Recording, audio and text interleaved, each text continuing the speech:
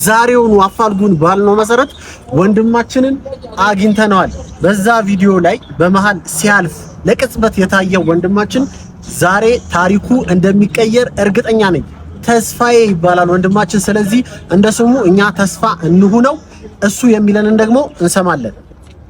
ሰላም ወንድሞቼ፣ ቤተሰቦቼ፣ የኢትዮጵያ ሕዝብ በሙሉ እንዴት ናችሁ? እኔ እንደምታየው በቃ ተቸግሬ ነው ያለሁት። በችግር ውስጥ አንዱን ስለ አንዱ ከሷ ደግሞ ታላላቆች አሉ የማስተምራቸውና በጣም ሲቃያየው ስለሆነ የኢትዮጵያ ሕዝብ እስኪ ለኔ እንዲው የቻላችሁትን ነገር ከዚህ ከልመና ወጥቼ የምሰራበትን መንገድ አመቻቹልኝ።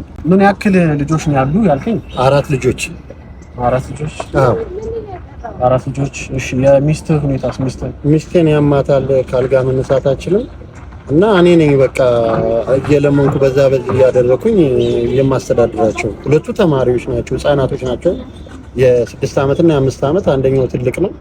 በቃ ያለውበት ሁኔታ በጣም አስቸጋሪ ነው። ፖሊሶች ወደዛ ወደዚህ ሲያደርጉኝ በጣም ሲቃያየው ነው ልጆቹን የማስተዳድራቸው።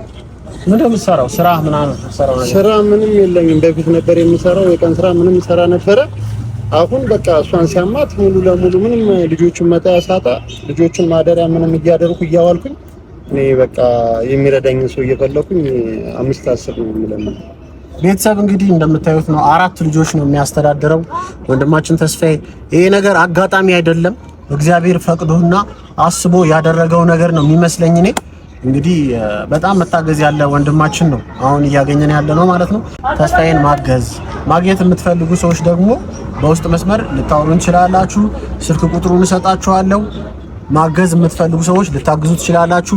ማስታወቂያ ማሰራት የምትፈልጉ ሰዎች ማስታወቂያ ማሰራት ትችላላችሁ ማለት ነው። ወንድማችንን በተለያየ መልኩ ልናግዘው ይገባል ማለት ነው። እንደሰማችሁት ነው ያለበት የቤተሰብ ሁኔታ ትንሽ የሚያሳዝን ነው።